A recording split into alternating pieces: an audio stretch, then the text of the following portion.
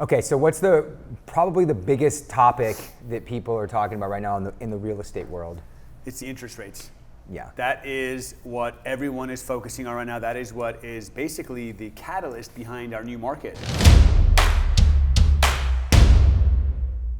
It was the one that catapulted us the last 2 years, and now it's the one that's doing what? Slowing it down, right? Slowing us down, yeah. So today we want to talk a little bit about how can a current buyer find ways to swallow today's interest rates and still buy the home of their dreams, knowing that they're basically twice as high as they were 3 to 4 months ago. Yeah, because I heard there's a 7 in front of them now. The latest is that they're in the 7s. 7%, right?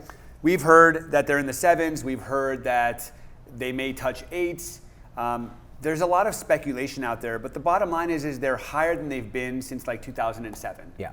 Right? So it was fun while it lasted. Mm-hmm. Things are changing. So now, look, we can sit back and whine about what's going on, or we can put a plan together, strategize with our clients, and help them buy. Because at the end of the day, everybody wants, I shouldn't say everybody, most people want home ownership. Right. Right? So looking at a 7 and going, oh my God, I can't do it.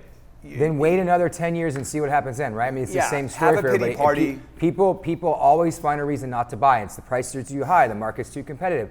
There's always a reason not to buy. Now the rates are higher, and it slowed everything down. I'm a buyer in this market. Yeah, I'm 100% a buyer in this market. I closed on my home last week. You did. I did. I closed on my home last week. You were the best buyer that anyone could ever ask for. But we'll do another video on that one. We will. So let's talk to the viewers today about some different ways they can swallow these interest rates, because it is a little bit of a hard pill to swallow. So I'm going to jump right in and just go for the obvious. Right now is an amazing time to negotiate a significantly better price. Yeah, correct. And the beauty is you can negotiate price right now. You can negotiate price within reason. Sellers are not distressed. They're not giving the house away, but you can get somewhat of a deal right now. I don't know if you're going to get as much of a deal as with a 3% interest rate as opposed to like the 7 payment, but you can definitely negotiate the price down to help give you some alleviation on your monthly payment. Yeah, find some relief. Nobody here is saying that we're going to get such a great price that the monthly payment's going to be the same as it was or it would have been if your rates were in the 3s. Nobody's saying that. But what we're saying is, how can we find ways to swallow the interest rates, right? So negotiating a better price right now is a very, very strong strategy. And a lot of sellers understand that the market has shifted. And if the seller is motivated, they want to make a deal. They want to put a deal together. Yeah. So getting a better price is the most obvious way to kind of keep your payments a little bit lower. Yeah.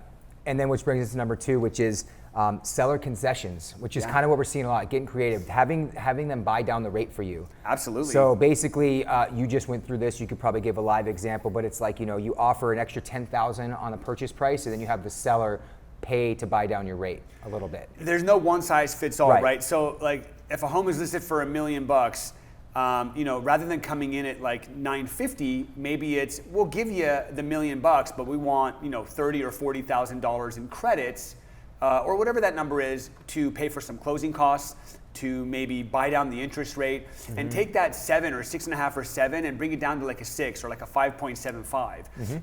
Now, when you negotiate a little bit of a better price, you have a little bit of a better monthly payment. When you add on the buy down of the interest rate, you get a little bit even more of a better monthly payment, right? So these are just things that buyers can do, motivated buyers can do. Motivated and creative buyers rather than just throwing your hands up, right? Yeah, you can sit back and whine and sit on the sidelines all day, but if you've got a compelling reason to buy, it's not about your resources. We always hear it. It's about how resourceful you are. What's the interest rate on rent? It's 100%. Okay, just want to put that out there. I've heard this before. I didn't want to say anything wrong, but you're right. When you're renting, you're basically paying your landlord's mortgage, and there are so many articles out there that talk about the renter's average net worth is significantly lower than a homeowner's net worth. So look, maybe this is a market, but maybe here's a bonus tip, right? Because this isn't even on our list, but a bonus tip is maybe you sacrifice the type of home you want to buy. So just to get in, right? Just to get in, because what do we always hear? People always say, our mentors always say, you can't save as fast as the market moves. So yeah, you want a 3-bed, 2-bath property, let's say. Well, maybe you sacrifice and buy a 2-bed, 2-bath and get in at a little bit of a lower cost, negotiate a little bit of a better deal, get a little bit of a buy down, and now you're able to afford a home that you own. Granted, it's not perfect for you. Build some equity. You're in the market. You're building You're playing the game. You're on the field. Right? And that's where people win. Right. So awesome. What's the third way that people can swallow these interest rates? It's the mindset. right? So tell me about that, the mindset of a buyer. We talked about it a little bit here, when things change and they change drastically. So we're talking 3.5%, in January, and now here we are, like end of September, we're talking in the 7% range.